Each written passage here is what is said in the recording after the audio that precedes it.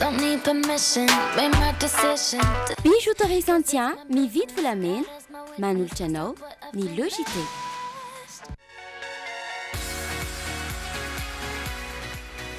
Préparez un avenir sûr avec la SMIA et le Jite. Tendance Meuble, la qualité à petit prix vous propose des meubles sur commande. Tendance Meuble, la qualité à petit prix. Valérie Vambandi, Villa Prado Antanmen. Madio citron jason vovao vovontsavony misy anitra voasary makirana ary triple action ihany koa. Flair, stylo pour tous. Manoratra tsara, miaraka amin'ny stylo Flair, c'est le Jite. Pour tous vos projets de construction ou de rénovation, Socavitre, fabricant, poseur et spécialiste de pliage de tôle et bien d'autres. Et famille, c'est un mpivarotra ny vovo-dronoina amin'ny sachet. Topli, tena top.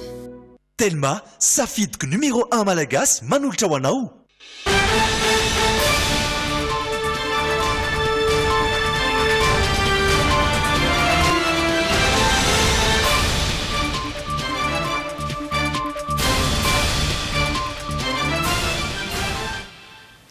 Alatsinainy fahatelo amby roapolo ny volana Octobre faly miarabantsika rehetra tonga soa indray atao anatin'ny Jite amin'ity herinandro vaovao ity. Ireto avy hatrany ny lohateny. Mpandraraha vahiny sy mpizahatany vitsivitsy no nanafoana ny dia no aty Madagasikara manoloana ny fianaka ny valanaretina pesta amin'izao fotoana. Tonga mitsidika ny Madagasikara kosa ny andriambavy Anna Aviaty sy Angleterre. Tsy manana olana arabary Madagasikara hoy ny fanambarana nataony teo anivo ny minisitry ny varotra sy ny fanjifana androany. Roa isanjaton'ireo fotodrafitrasa natsangana ho an'ny mponiny vato no vokatry ny fiara-miasa amin'ireo mpandraraha avy eny antoerana avokoa. Eo amin'ireo maresaka iraisam-pirenena dia 13 no fantatra fa namonia ny 19 hafa kosa naratra mafy vokatry ny asa fampiroroana ny tranga tao Nigeria androany. Bifalina no arabanantsika tsirairay avy ary manasantsika ihany koa anaraka ny Jite hatramin'ny farany. Tapany faharoa ny Jite ho an'ity androany ity dia iresantsika ny fanatanjahantena ao anatin'ny de sport misy ihany koa ny oyanao sy ny hafakely. Tapany voalohany kosa hitondranay sy Sonia Andrenirina amintsika ny vaovao.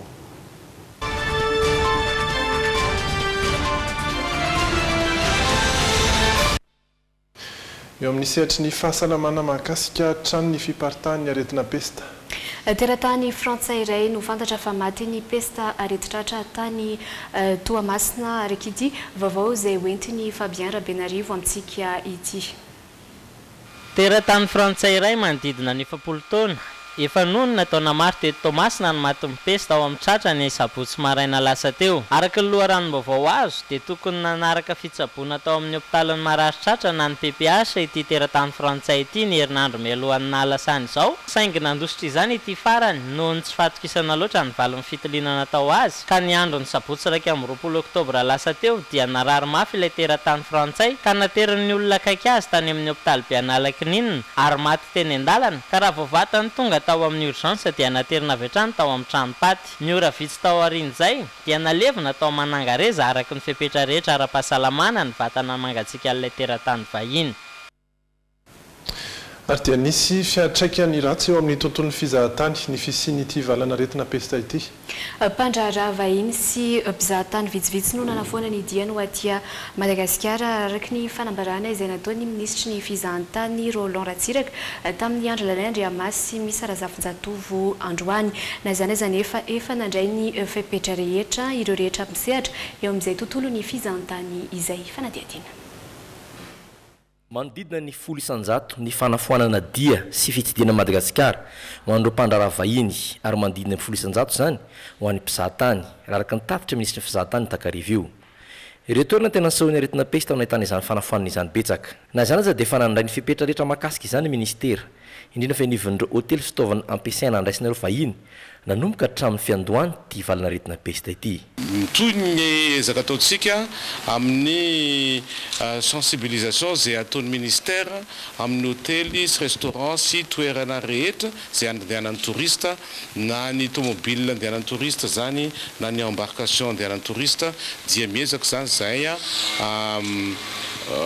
mampirisika ny mpandraraha rehetra mba andraisany andraikitra manerana ny Madagasikara dia mizotra amin'ny tokony izy zany ka dia sorana zany zao rehetra zay nandray andraikitra ho an'ny sasany mbola tsy navita kosa satria amanarivony maro ny établissement eto Madagasikara dia mba engaviana zany zareo manao teto Analamanga dia anisan'ny vojeryn'ireo directeur mihitsy izy moa zany directeur de normes sy qualité eto akaiky eto dia nanao asa zany zareo isan'andro ary mizotra amin'ny tokony izy amin'ny toerana zay fandraisantsika vahiny dia tsy misy kana aretina peste mihitsy hatramin'izay ka hatramin'izao na eo azy amin'ny fianana zay tsy mbola misy ahina treto dia mbola maro ireo mpizahatany tonga eto amintsika profan'izany ny afenon'ireo sidina mampitohy amintsika amina firenena maro manoana antsika raha teo ny secrétaire général vondrony eran-tany ho an'ny fizahantany misoutenir Madagascar izy zany amin'ny lafiny rehetra mangataka amin'ny RCHL izy mba averiny ny ligne aérienne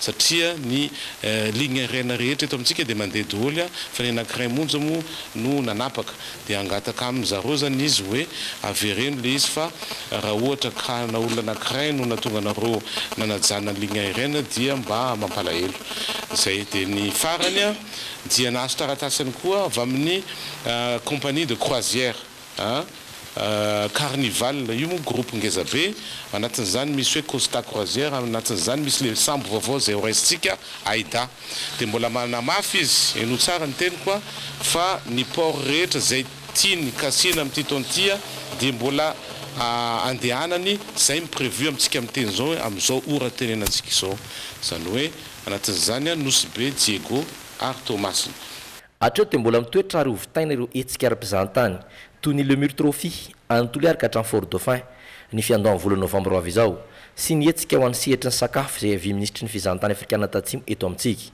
ho tanterana ny antsiranana rahateo ny zoma ho avy izao ny fankalazana ofisialy ny andro eran-tany ho an'ny fizahantany anatin'izay aretina pesta zay hatrany dia ny salanisa farany navoaka ny ministera ny fahasalamam-bahoaka dia manome 770 amin'ireo olona narivony izay marary no efa sitrana afaka mivezivezy tsara araka izany tsirairay ho ny ministry ny fahasalamam-bahoaka androany mbola ao anaty ny dingana faharoa mantsy isika eto Madagasikara ka tsy ahina ny iakaran'izany ho amin'ny dingana fahatelo raha araky ny tafatafa izay niarahany Piardina Razafindramanana sy Dolphe Rakotoniaina tamin'ny ministry ny fahasalamam-bahoaka hatrany roa volana teo eo izay no nitrangan'ny valana aretina pesta tamin'ireo faritra sasany teto Madagasikara tamin'ireo olona arivo mahery nahitana soratra aretina pesta atreto aloha ny impolo sy fitonjato tamin'ireo no voamarina fa sitrana rehefa avy nanaraka fitsaboana aingana ny 730 kosa mbola mitsabo tena eny amin'ny hopitaly tao ao manodidina ny 20 ka hatramin'ny 70 eo isan'andro ireo olona tonga manatona toeram-pitsaboana ayahiana ho voan'ny aretina pesta ireo salanisa ireo no mahatonga ny Madagasikara mbola mijanona eo amin'ny dingana faharoa hatramin'izao hoy ny nambaran'ny ministry ny fahasalamam-bahoaka dia le grade zany dia tonga dia lazaiko anareo fa dia grade 2 mbola grade 2 ary grade 2 foana satria raha ny tomatombana rehetra sy ny zava-misy dia tsy grade 3 mihitsy aloha dia grade 2 zany dia afaka mivezivezy indrindra ny eny amin'ny aéroport zany afaka mivezivezy tsara ny olona tsirairay avy amafisina fotsiny reo tsy ataoko hoe mafisina fa efa mandeha tsara le fanaramaso eny anivon'ny fiantsonana fiara taxi brosy dia eto koa zany dia miantso antsika vahoaka hoe raha vao misy mampanana satria tadio tsara ngefa ny mpiasa ministera ny fahasalamana amin'izao fotoan'izao dia ny anivon'ny vokotany tsirairay mihitsy isan'ireo fepetra mahafeno amin'ny fiakarana amin'ny dingana fahatelo ny fitombon'ny isan'ny olona voamarina fa matin'ny pesta isan'andro ho ratsy ny vokatr'izay toy ny fijanonan'ny sidina rehetra eto Madagasikara na mivoaka na miditra hoy ny nambaran'ny ministry ny fahasalamam-bahoaka hatrany zay ny mahakasika an'iny fa iverenantsika kely kosa ny vaovao anisan'ny lehibe tamin'iny faran'ny herinandro iny dia ny fandevenana ny filoha teo aloha ny professeur Azafy Albert Délégationna mafonja izay notarian'ny filohampirenena Rajaonary Mampiana Mivady no tonga nanome voninahitra ny fotoam-pandevenana ny filoha teo aloha ny professeur Zafy Albert tany Betsiaka Ambilobe araka ny nambaran'ny filohampirenena moa dia anisan'ny filoha filamatra tokoa ny professeur Zafy Albert nandritra ny fotoam-pitondrany andehatra ho vitintsika ato anatin'ity fanadihadiana manaraka izay entiny Jerry Edouard sy Stéphane Rakotomalala ity ny mahakasika izany. Nankahery ny fianakaviana sy nampatsiahy ireo nampiavaka ny professeur Zafy Albert ny filoham-pirenena nandritra ny fandraisam-pitenenany. Nanao fanamby ny tsy maintsy hanomezany voninahitra ny iray ny demokrasia ny tenany no nitsina teo an-toerana azy nandritra ny fahoriana natrehy ny fianakaviana sy ny firenena. Ny Premier ministre Mafaro Olivier no nandrindra ny fiatrehana izany tamin'ny anaran'ny fitondram-panjakana izay nandray an-tanana ny lany rehetra tamin'ny fitsaboana hatramin'ny fanitriana. Tsy ho adinonay, tsy ho adinon'ny vahoaka malagasy ny hafatra izay napetraka ao teo amin'ny fiainanao, teo amin'izay nambaranao ary ny finoana izay nanananao sy ny joronao. Eto no anaovanay veloma farany anao, veloma mandram-piano amin'ilay eonantsika ao amin'ny fitsanganany tena amin'ny maty rahatra izay.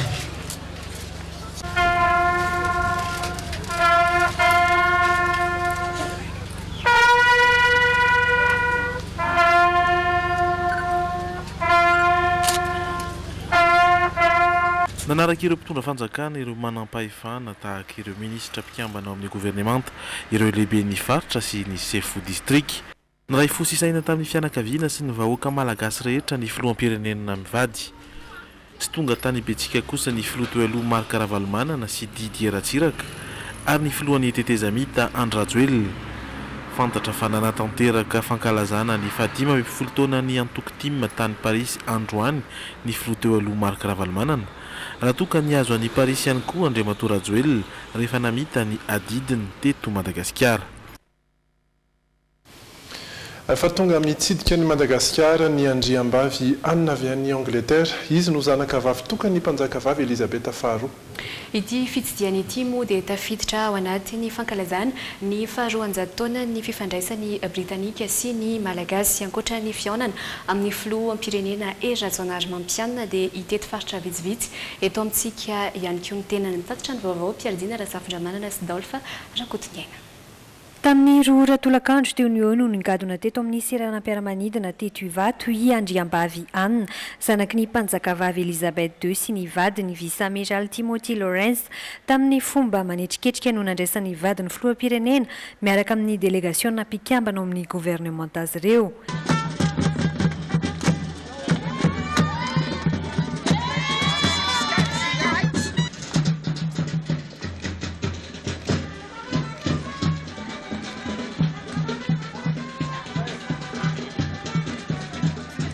Hijanona eto an-toerana mandritra ny efatrandro ny Andriambavy sy ny vadiny, anisan'ny tanjona amin'izao fitsidiana izao ny anamafisana ny fiara-miasa eo amin'ny firenena rotonta. Ny tena marina dia fitohizan'ilay fiara-miasa satria ilay fiara-miasa ataontsika hoe vaovao dia efa nanomboka ny anisan'ny tena dingana lehibe moa le natao tany Londres ireny izay nandehanan'ny filohan'ny Repoblika tamin'ny ray volana sy tapany iny ary niona-ny anisan'ny niona tamin'ny tany moa zany tamin'izany dia niraisina tao amin'ny lapan'ny Buckingham ny filohan'ny Repoblika niraisiny Prince Andrew izay anadahan'ny Princesse Anne.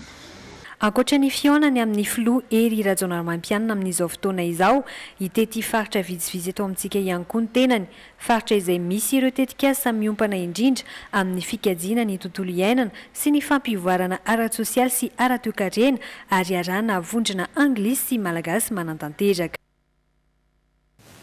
Mbola maromaro ny vaovao miandry atsika hiato-kely aloha sika ao anatin'ireto dokam-barotra ireto.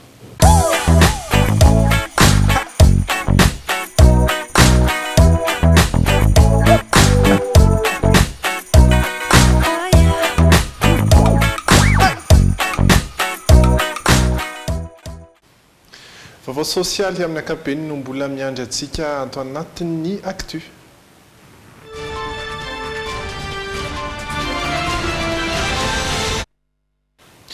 eo amin'ny sehatra ny tsena tsy manana olana arabary i Madagasikara raha ny nambaran'ny ministra ny varotra sy ny fanjifana. Manodidina ny 5,000 hatramin'ny 7,000 taona isan-kerinandro ny vary afarantsika avy any ivelany. Vary izay amidy 7 alina ariary ny gony tonga alina teny nosy be moa ny andiany amin'izay vary nafarana izay ary nijery izany teny an-toerana iny Arsoro Joravaka sy Stefan Rakotomalala. Fantelony amin'ity izao androany ny fiarabe mitatitra ireo vary nafarana avy any ivelany tonga eto amin'ny tsenana nosy be. Misy 17 eo ny sarety mitaona izany ka mahazaka vary manodidina ny 40 gony eo ny sarety iray. Amin'ny enina latsaka dia efa manomboka mitatitra vary dia nafana mivoaka teo zay teo amin'ny 2,5 amin'ity zay efa mivoaka teo. Saika avy any Pakistan, Inde ary Thaïlande ny vary tonga eto Madagasikara. Ny vary nafarana avy any ivelany no be mpividy kokoa ho an'ny type varotra ity izay malafo 2 taonina isan'andro.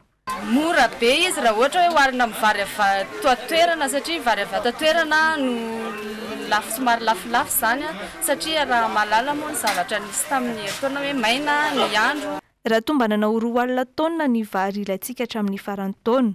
Mihoatran'izay kosa ny vary afarantsika avy any ivelany satria manodidina ny 5,000 hatramin'ny 7,000 taonina isan-kerinandro. Tsy ahina arak'izany ny famatsim-bary eto Madagasikara. Maro toerana raha teo ny vidiny satria 7 alina ariary ny gony, izany hoe 400 ariary ny kilao. Tsy manana olana arabaritsika manoany amin'ny 400 ariary ny kapoka amiainga ary amin'ny mpamongady. Tsy tokony hiakatra ho any amin'ny mpaninjara 420 na 440 maximum, tsy tokony hidepasse 450 ny kapoka vary. Raha ny resaka vary gasy indray, voalaza fa hiarahana mijery amin'ny ministera ny fambolena hoe ny tantsaha sa ny mpanangom-bokatra no mampiakatra ny vidiny. Hatreto aloha niakatra 80 ariary isaky ny kilao ny vary gasy avy any Tsiromandidy ka lasa 80 sy 700 ariary ny kilao. Tsy nahita mpiovana loatra kosa ny vary makalioka, 70 sy 200 ariary ny kilao. Anatin'izay sehatra ny toe-karena izay hatrany eo amin'ny fifandraisan'ny Madagasikara amin'ny any ivelany. Hitondra tombontsoa goavana ho an'ny Madagasikara ny fifanakalozana ara-toe-karena izay notanterahina tany Rome ny herinandro farany teo. Mpandraharaha malagasy italiana manodidina ny 700 no tonga nanatrika izany. Nanao fanadihadiana mahakasika izay Rina Andriamalala Sianja Rakotonorainy. Varavarana ny sokatra ho andro mpandraharaha malagasy ny nahafana ny aonana tamin'ny mpandraharaha italiana maro. Tsy vitsy tamin'ireo mpandraharaha manodidina ny 700 tonga tany atoerana no nahazo fiaraha-miasa vaovao. Mitohy hatrany koa ny fampivadiana kolontsaina. Resaka externalisation tena isanay dia resaka communication dia nisy fiaraha-miasa vao nanomboka mihitsy ny conférence dia efa nisy olona be da be zany vonona iaraka aminay dia mandritry ny andro avy koa mbola misy invitation hoe iresaka momba ny projet de développement ho avy manaraka indray. Fahafahampo-tanteraka ihany koa ho an'ny andreo mpikarakara fotoana iray hitondrana fiovana eo amin'ny rotota ihany koa ny fotoana rehetra anatrehany nandritra ny fivoriana ara-toe-karena. Sono talmente fiducioso. Izany hono dia matoky tanteraka mihitsy hoe isy vokatra tsara ny zavatra natao teto androany satria voalohany indrindra hitany hoe ny italiana liana tanteraka ny hoe hiasa iaraka Madagasikara ka matoky izy hoe ny zavatra isy zavatra ivoaka zany amin'ny zavatra niresana teto. Zay aloha ny antony voalohany. Approfondire il tema con Madagascar. Andrasana ihany koa ny vokatry ny asa natao teo amin'ny rotota. Je suis satisfait à moitié. Faly amin'ny ampahany ihany aho amin'ny fahataterahan'ny fivoriana iny. Tanjona napetraka ny isian'ny roy mampifamatra ny eo amin'ny italiana sy ny malagasy ary eo ihany koa ny fametrahana fiara-miasa matotra. Le vrai objectif c'est de donner du concret. Marihana fa seha-piarina maro toy ny indostria, fambolena, angovo no noresana nandritry ny fivoriam-be ara-toe-karenan'i Rome. Izany ireo mpikarakara ho atao hatrany sy ny fifanatodina matetika tahaka izao. 200,000 foto-drafitrasa natsangana ho an'ny mponina eny Ivato no vokatry ny fiara-miasa amin'ireo mpandraharaha eny an-toerana ihany. Tafiditra ao anatin'izay ny arabe eny Mamorivato ahitana ny lalana izay mampitohy tanàna maromaro efa vita ny commune moa ny antsasamanilana izay lalana izay ary mpandrarakarana avy any toerana kosa no manohy ny ambiny mampijaly ireo mpampiasa azy ny arabe na maintany na fahavaratra tena toerana nanao fanadihadiana manokana makasika izay Rindra Tahiry sy Kasa mbola manana. Tanàna maromaro avy commune Ivato ny ampitohizan'ity lalana kasety ity miainga avy amin'ny araben'ny Mamory Ivato mampanazatra ireo mpampiasa azy antaonany maro ny faharatsiny mizaka mivokatra izany koa ireo mipetraka manamorona ny lalana. Ty lalana ty aloha rehefa fahavaratra tena tsisy andarana mihitsy mitsingetsingy fa iry efa nisy nanamboatra ihany any ambany any dia ohatrany raha mba vita malety izy dia tsara. Rehefa fahavaratra izy mifotaka azo andehanana ihany fa malamaka mamovoka be mihitsy izy rehefa mahitana ohatr'izao. Efa vita ny commune ny ampahany mahery amin'ity lalana ity natao beton amin'izao fotoana kosa nahazo mpiara-miasa avy eo anivon'ny fiadidiana ny tanànan'ny Ivato atao pavé ny 1 kilometatra amin'ny lalana sisa tsy vita. Isan'ireo fiara-miasa tamin'ny mpandrara ity an-toerana ny fanohizana ny fanamboarana izao lalana izao. Ny rahanay miasa mpandrara zao eo amin'ny ataoko hoe 200. Izao teratany karan'reto vao mandray tanana. Ny teratany sinoa nisy ampahandalana nataony fa reo tsy misy takalony natany indray mandingana azy fa rehefa miasa ianao dia hitan'ny olona miasa dia mila pina. Ambony dia ambony ny tampandoavaketra amin'ny commune Ivato antony ahafahan'izy ireo manao asa ambandana isam-bolana. Atokana anamboarana lalana hafa ny vola saika nanohizana ity lalana ity raha ny fanamarihana natao ny ben'ny tanàna. Ny vola tokony anaovana io lalana io zany dia hoentinay anamboatra ny lalana 1 kilometatra sasany any Ampandrona izay mampijaly ny olona tokoa io lalana io ary manomboka amin'ny herinandro ity ny fanamboarana izany lalana izany. Mikasika ny fanamboarana tsena lehibe izay arahana miasa amin'ny fanjakana foibe kosa dia miandry ny fanombohan'ny asa sisan'ny commune satria efa vita avokoa ireo antota taratasy ara-panjakana irosona amin'izany. Eo amin'ny sehatra politika dia notanterahana androany ny fifamindram-pahefana teo amin'ny minisitra eo anivon'ny fiadidinan'ny Repoblika misahana ny fambolena sy ny fiompiana ny teo aloha sy ny vaovao. Mitohy moa ny asa ho an'ny Randriary Manana Arsan izay ministry ny fambolena sy ny fiompiana vaovao ho an'ny Rivo Rakotorvao izay voatendry olona dia manaja ny rafitra mipetraka izy ary vonatra ny fanolotanana nanatrika izany androany Rina Andrimalala sy Ianja Rakotonorainy. Nandray ny asa maha-ministra ny fambolena sy ny fiompiana azy nanomboka androany ny Arsan Randriary Manana rehefa nisolo ny toeran'ny Rivo Rakotovao vaindondra raha apetrany ny anandratra ny fambolena sy ny fiompiana izay ankina ny 800 ny toe-karena malagasy isy ihany koa ny fanavaozana ho tanterahiny. Mila mahazo vokatra isika satria miankina amintsika ny zavatra rehetra amin'ny fampandrosoana any ety Madagasikara ity. Ankoatr'izay, andiso ny filazana amin'ny fametrahana azy eo amin'ny toeran'ny filohan'ny antenimieran-doha azy kosa i Rivo Rakotovao. Nambarany fa manaja ny rafitra misy izy. No marihany kosa fa anisan'ny fomba fijery mifanindry amin'ny antoko izay tariny, ny vinan'ny fanjakana anitsy ny lalam-panondrenana. Fa nametraka izy amin'ny mampagaran ny unité nationale sy ny ity Repoblika ity ny laza hoe ohatrany misy zavatra tokony diniantsika. Tsika mpanao politika, tsika rehetrarehetra. Jereo fa ohatra misy zavatra satria izao vao nanaovantsika zay tsika vao ampiasa lampandrenana io amin'ny fifidianana.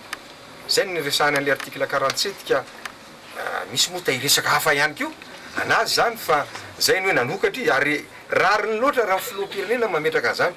Karaha ny ASVM ny anontanianao ny ASVM ny avant-centre. Androany no nanatanterahana fifamindram-pahefana teo amin'ny ministra vaovao sy ny ministra teo aloha. Ankoatr'izay, nandray ny toerany amin'ny mahaloa olona azy ihany koa i Rivo Rakotovao io tolakandro io teny amin'ny antenimieran-doha olona. Eo amin'ny vaovao avy any ivelany dia nifanesy ny fanafiana sy asa fampiororona. Nahatratra fito ireo trangana fanafiana niseho tao Afghanistan tato anatin'ny 5 andro raha ny antotany isam-bola vonjy-maika hatreto dia mahatratra 200 ireo namoniny vokatra izay asa fampirorona izay. 720 ora taorian'ilay fipoahana bomba nitranga tao amin'ny moské chiite tao Kaboul, Afghanistan ny sabotsy lasa teo. izay nahafatesan'olona misy 730 niara-ny fanafiana indray ny tafika zandry ny afghanina nananika ny 12 ireo miaramila afghan namoniainy 14 hafa naratra mafy no nifisiany ity mpanao viverniainy tao Kaboul ity araka ny tatitra nomeny ny ministry ny fiarovam-pirenena ao an-toerana. Raha ny antotanisa mbola vonjimaika hatreto tafakatra 200 mahery ireo maty nanomboka ny talata lasa teo noho ireo asa fampiroroana ny fanesy teto Afghanistan. Natratra 7 mantsy ireo trangana fanafiana niseho teto an-toerana tato anatiny 5 andro. Ny 5 tamin'ireo fanafian'ireo dia nikendry ny foibe ny tafika sy ny polisy ao Afghanistan avokoa. Ny aiky nanantanteraka ireo asa fampiroroana namely ny renivohitra Afghanistan ireo avokoa ny fanjakana islamika. Manoloana ireo fanafiana izay nikendry ny moské roa tao Kaboul ny asabotsy lasa teo dia namoaka fanambarana ny ministra misahana ny raharaham-piangonana fa tsy ampy ary tokony amafisina bebe kokoa ny fitandrona sy ny fiarovana moské. Fa nitrangana asa fampiroroana ihany koa tao avaratry Nigeria ny arivan'ny alahady 12 ny volana Octobre teo 13 no maty ary 14 hafa kosa naratra mafy vokatra izany. Vehivavy miisa 3 mpanao viverniainy no nanapoaka tena ny arivan'ny alahady 12 Octobre teo tao amin'ny tanàna ny Maiduguri avaratra atsinanan'ny Nigeria. Raha antotanisa mbola vonjimaika 13 no fantatra fa maty 14 hafa kosa naratra mafy. Tamin'ny 10 latsaka fefa no nanapoaka ilay bomba teny amin'ny ilay vehivavy voalohany teo anoloana trano fisakafoana iray. 13 no maty ary rena no naratra noho izay fipoahana izay. Nitra vitsy taoriana io nanapoaka tena ihany koa ilay vehivavy iray hafa teo amin'ny tanàna io ihany. Ilay vehivavy mpanao viverniainy iray fanotelony kosa tsy nahafaty olona satria tsy nipoaka ilay bomba teny aminy. Nisy avy hatrany moa ny antso fanairana nataon'ireo manam-pahefana ao an-toerana no ny famaroany ireo mpikambana ao anatin'ny vondrony Boko Haram matazana ny audio dieran'ny tanàna ny alina nitrangana io asa fampiroroana io ihany. Tsy ivina fa hatramin'ny taona 2024 mahery ny 2 alina ireo maty ary 2 tapitrisa kosa ireo voatery ny findramonina noho ny asa fampiroroana nataon'ny Boko Haram izay nandravarava ny tapany avaratra atsinanan'ny Nigeria iny. Izay ny vaovao azo natolotra tato anatiny tapany voalohany le Jite ireto indray kosa miandry antsika ao anatiny tapany faharoa. Ny fota amin'ny torimaso ny taekwondo WTF sy ny vokatry ny poule des as lalao mandroso ireo indray no entina antsika ao anatiny e-sport annual. Nanomboka ny taona 4 ka hatramin'ny taona 4 no nahafiloam-pirenena ny professeur Zafi Albert izay indray no fanontaniana napetraka tato anatiny Oyanao. Ao anatin'ny hafakely kosa dia ny zavatra nataony ity alika ny filoha frantsay Emmanuel Macron nandritra ny fivoriana tao amin'ny lapan'ny Élysée no entina antsika ao anatiny insolite. Isentao ao anatina dokam-barotra vitsivitsy isika dia miverina eto indray ao anatiny tapany faharoa.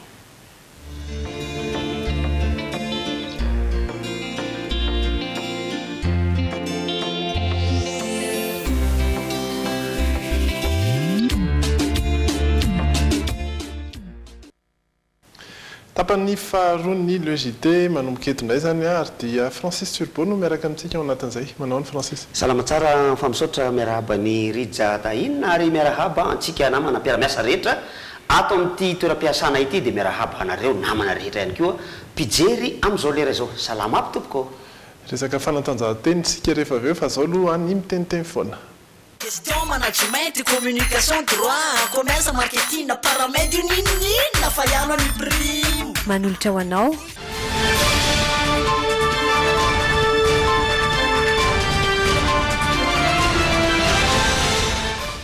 Marina mihitsy ny tenena teo fa rehefa latsinainy ohatr'izao dia tsy maintsy fanatanjahantena no anisany misongadina ankoatran'io fampisehoana natao jesteroma zany izay eritreretina fa tsy dia hisy firy satria efa fofoana daholo reny satria isaky ny talata hono miresaka an'ireny fampisehoana reny dia mampalahelo kely tsika fa dia atao hoana fa dia zay no zava-misy ny tamin'ny farany herinandro teo zao angamba tena iriko dia iriko raha mba misy resaka momba ny baolina natao tany fianaratsoa engany mohitatsika zany aloha fa dia miankina amin'ny tompona andraikitra iandro lalaina ny tokony hitondra an'izay ny LGK plus knapsa sport zay anisan'ny baolina ny ady anaty ny somary nahagaga fotsiny dia tamin'ny zoma teo dahola no natao ny lalaon'ny Champions League rehetra eran'ny Afrika ny fantatra aloha zany zao dia ny tany Benin tamin'ny zoma arivany natao ny tany Libye tamin'ny zomariva ny natao nentety Madagasikara tamin'ny zomariva ny natao zomatolakandro daholo ny antony tsy fantatro hoe inona ankoatran'izany moa ny anisan'ny baolina nitona ny sain'ny mpanaraka fanatanjahantena ihany koa ny lalaon'ny Olympique de Marseille sy Paris Saint-Germain natao maly koa tany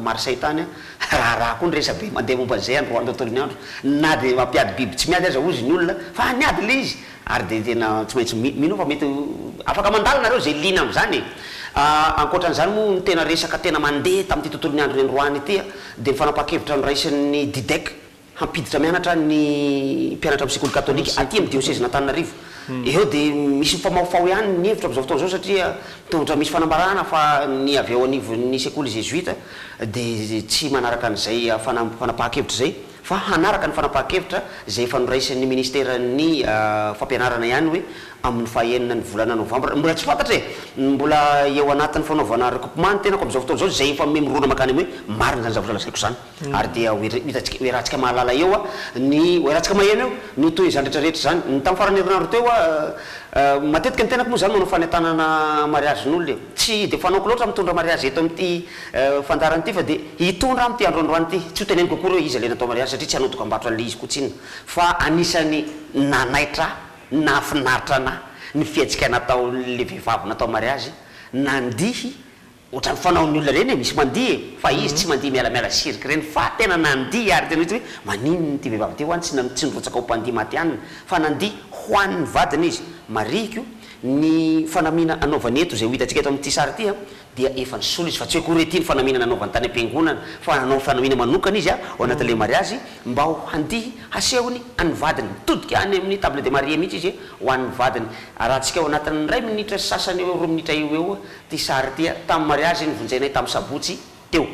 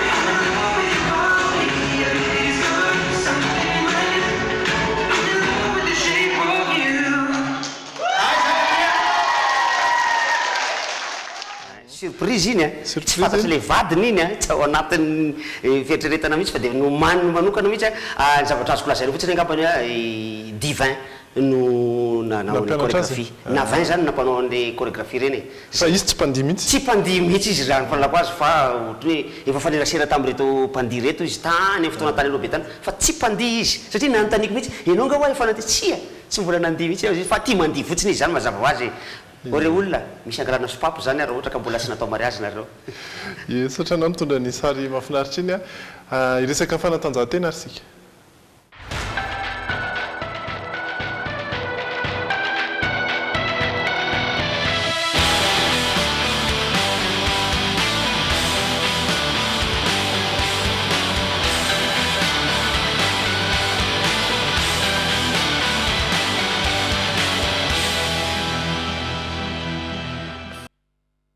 tahaka ny seho ara-kolotsaina izay tena vitsy dia vitsy dia ny vitsy ihany koa ny ara-panatanjahantena na izany aza dia nisy ihany ny lalao samihafa tamin'ny farany herinandro iny hoentiny Andriamasy. Misy ihany koa ny fiovana teo amin'ny fitantanana ny federasion malagasy ny taranja taekwondo ary ny vaovao amin'ny lalao avy any ivelany fifananana Europeana indrindra Andriamasy eo amin'ny sariny misy Razafinjatovo.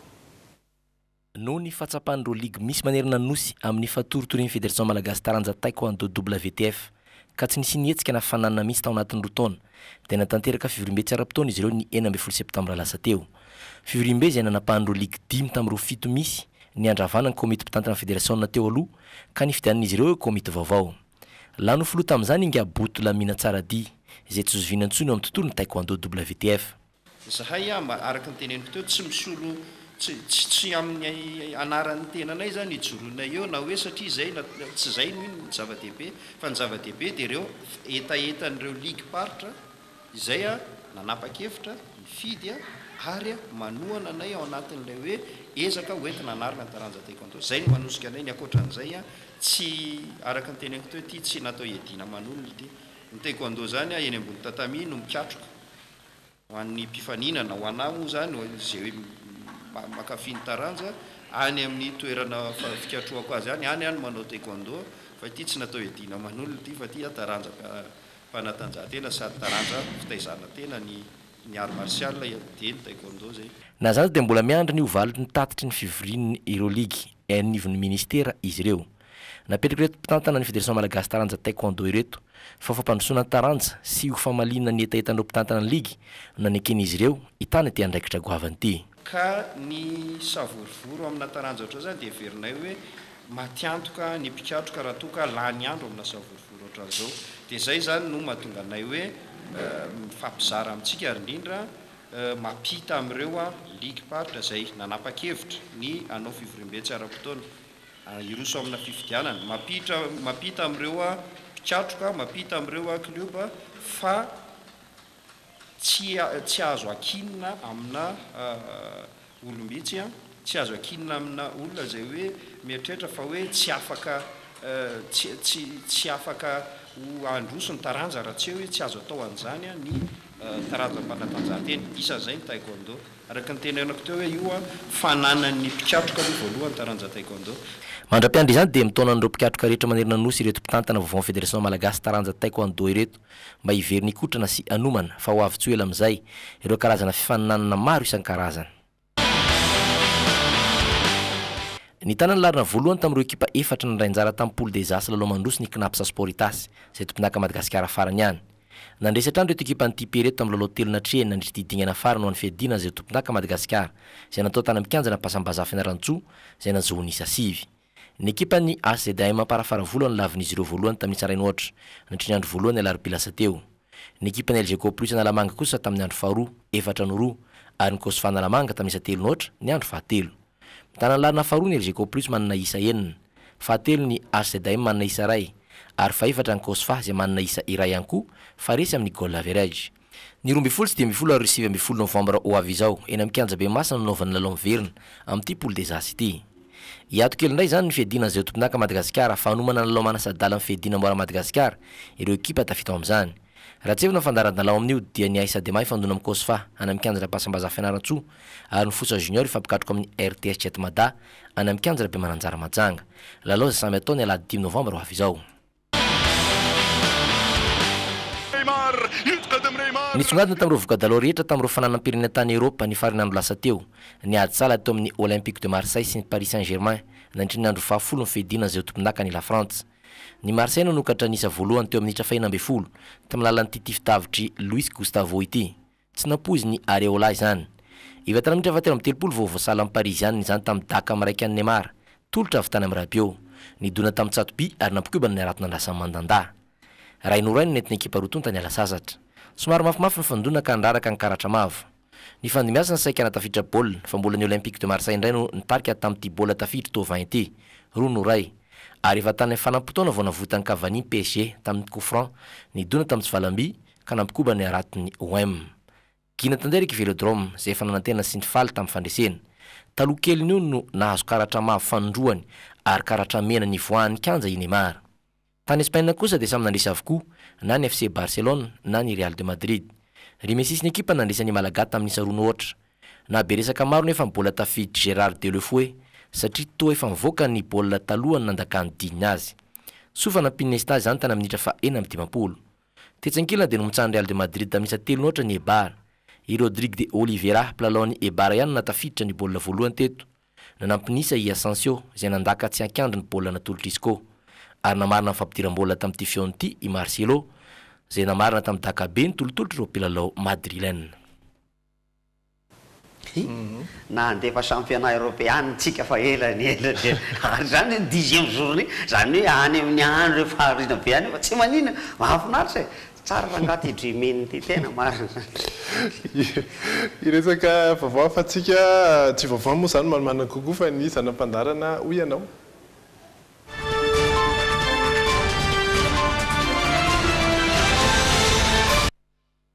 Zay iverenana makasika ny filoha teo aloha Albert Zafy izay no fanontaniana napetraka tamin'ny olona izay sendra ny micro-ny hoy ianao teny an-dalana teny taona firy ka hatramin'ny taona firy no nitondra mafiloha am-pirenena azy ny professeur Zafy Albert.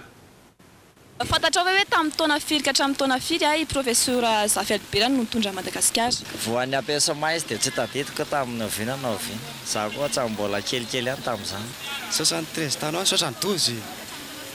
75 teo 1993 ka hatramin'ny 1996 1990 1995 1993 jusqu'à 1996 tsatsany empêchement izy 1996 dia tapitra le fitonjana le mandat zany. Ankoatran'ny filoam-pirenena dia efa nisy andraikitra ny saniny ankoatr'izay teo tamin'ny firenena.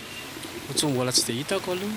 Resaka momba ny fandidiana ohatra satria izy professeur nisitry ny fahasalamana raha tsy diso tena tsy tsara ka.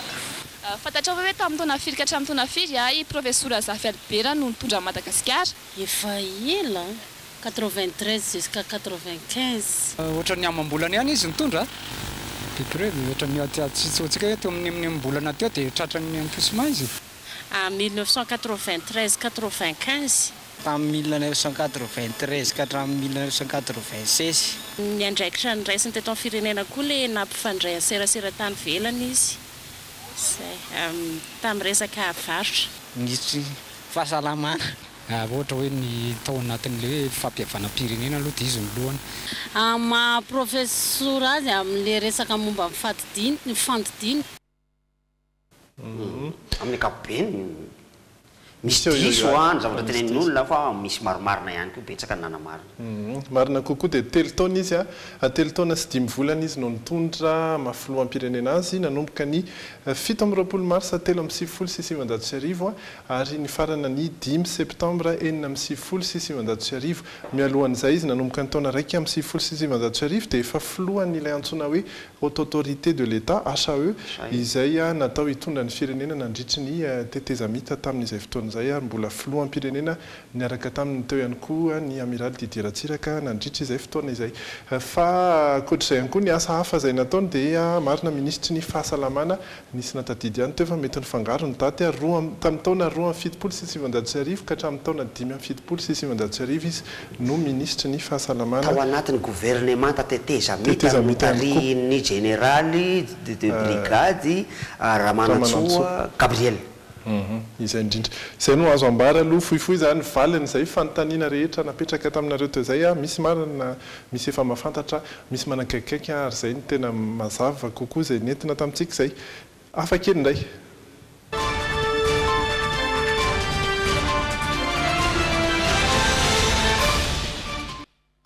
Izay andehanantsika any Frantsa vao volana vitsivitsy zay i Emmanuel Macron sy Brigitte Macron no naka alika anankiray izay ara-ipetraka amin'izy ireo tao amin'ny alika Macron premier chien moa zany fiantsondry zareo azy tsy haiko inona fiantsona azy amin'ny teny Nemo no anaran'ity alika ity ary efa miara-mipetraka amin'izy ireo Nemo Ohatran'ny trondro zany. Miara-mipetraka amin'izy mivady ao amin'ity lapa ity ary dia mandray vahiny ihany koa rehefa misy ny fivoriana dia tonga ao io alika io mipetrapetraka tsy dia nisy vaovao loatra mahakasika an'ilay alika aloha hatramin'izay fa dia nilamina fa tamin'ny faran'ny herinandro iny dia nisy zavatra hafa kely nataon'ity alika ity nandritry ny fivoriana anankiray nataon'ny filoha frantsay tao amin'ity lapa ity nda ho jerena ny sary izay hoentin'ny fanazavany Sonia Andrenirina. Tsisy première puce ve io sa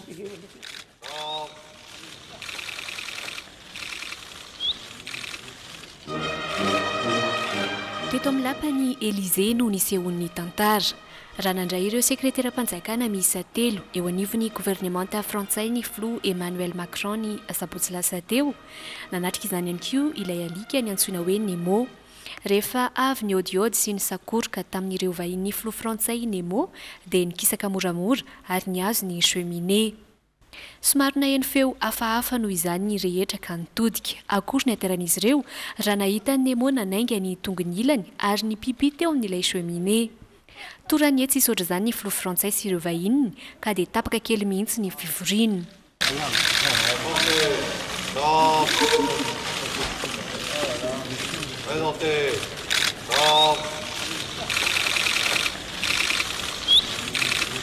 Nanambara teto ny filoha Emmanuel Macron fa tsy fanao n'ity alika n'ity mihitsy izao.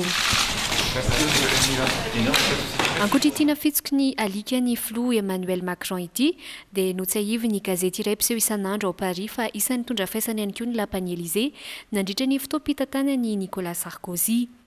Tsy maintsy nosoloana vaovao avokoa mantsy ireo fanaka tao amin'ny lapa satria rotiky ny alika ny Sarkozy avokoa.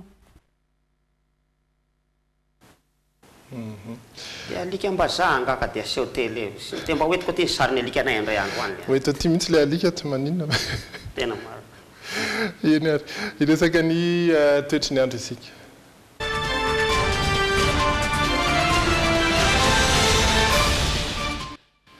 Toetry ny andro an'ny rampitso aloha no jerentsika na izany zany dia omena ihany koa ny vaovao.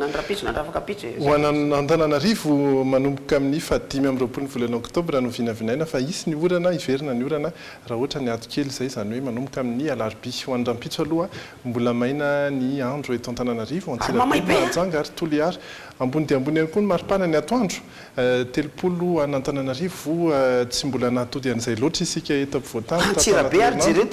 Antsirabe roa amin'ny 30 na dia mahita raiky amby 10 aza ny maraina dia fanadavana ny atoandro ary mila mitandrina mihitsy satria mila manao mafana tsara ny maraina ary mila manala akanjo ny atoandro. Elanelana be mihitsy mantsy ny mangatsika sy ny mafana ka eo le tsy zakan'ny organisme ny vatan'olombelona amin'ny ankapobeny indrindra fa ny ankizy. Ny faritra Atsinanana no vinavinaina isy hany isy orana ho an'ny rampitso mbola orana malefaka ihany koa nefa izay raha ny vinavina hatrany dia izay no azo ambara eo amin'izay toetry ny andro izay asa raha mbola misy anampiana ianao Francis mbola ankapobeny aloha tsy dia misy zavatra anampiana firy loatra fa efa niala tany an-trano tamin'ny fitora latsaka teo niala tany an-trano izay mifantatrareo fa eny Atsimondrano eny no mipetraka dia mifanena amina tomobile na ministra be dia be andeha hivory eny amina eny Atsimondrano eny. Isy zavatra zany ivoaka rapitso fa dia jerenareo raha vo izy miazakazaka ohatran'izay misy fivoriana maika ao iavoloha ao ataontsika hoe ino moa zany filazany zany lasa nakany aloha misy tomobile fa 5 amanenina fanena aminay makany dia mino fa misy fivoriana maika vonjere asa angamba hoe sao dia mba moka ny décret momba ny le référendum iarahantsika mahita eo moa zany aloha fa dia ny andriambavy avy any Angleterre. Asa zay koa ny tsy fantatro sao dia ny ray zany moa izy mpanao gazety tsika ve tsy tokony misy voantso any mba akazary any zany fa dia engany mba isy vaovao tsara ho antsika mianakavy zany mivoaka satria amin'ny ankapobeny dia mbola miteny foana zany hoe raha ny pesta no mbola tsy voafehy dia tokony hajanona daholo ny zavatra tokony atao rehetrarehetra ajanony any raha azy fetsiketsehana antanimbola rehetrarehetra zany référendum zany aloha janona aloha raha zany fetifety isan-karazany zany aloha zany ny pesta aloha ataovy zay ampilamina azy aloha rehefa voafehy tsy midika zany hoe foana fa rehefa mba voafehy hoe fantatra hoe ato misy olona marary mipesta ato misy matiny reto fantatra daholo fa nifandrairay tamin'izy efa mba fantapantatra izy zay fa izao nge ohatra ny tsisy zavatra mazava loatra ntsony mihitsy iny fa dia any atsipony tady zay azo angambany toeny. noresahanao teo i Francis misy vaovao kely avy any Mahajanga nentina tamintsika noresahanao teo ny sekoly katolika eto Antananarivo ny sekoly katolika any Mahajanga indray kosa dia fantatra fa niverina nianatra nanomboka androany taorian'ny fivoriana izay nataon'izy ireo ny sabotsy teo nisy ihany koa ny fampiatsoana izay nataon'ny préfet any Mahajanga taorian'ny fifampiresahana dia mbola nanapa-kevitra ny hanohy ny fianarana ihany ireo sekoly katolika any Mahajanga ireo isy ny sary mahakasika an'izay tsy maintsy hoentina amintsika ihany koa ny vaovao rampitso eto amin'ny Jite tony mahazatra angamba dia izay no azo natolotra ho an'ity androany ity tony mahazatra isaky ny alatsinainy série maromaro no miandry antsika ao aorian'ny Jite ny Jite manaraka kosa rampitso indray amin'ny fitora sasany veloma tompoko ndahoary veloma tompoko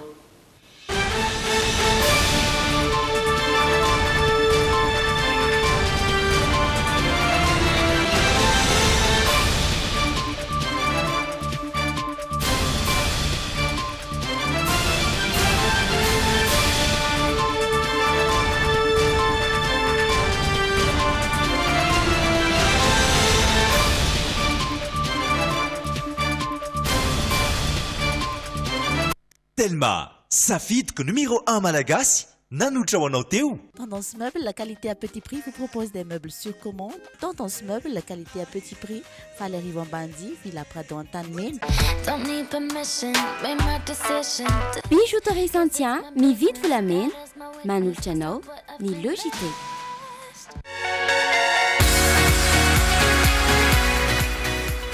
Esmia vous a présenté le JT. Efa misy eny ampivarotra ny vovo-dronono amin'ny sachet Octobre tena top.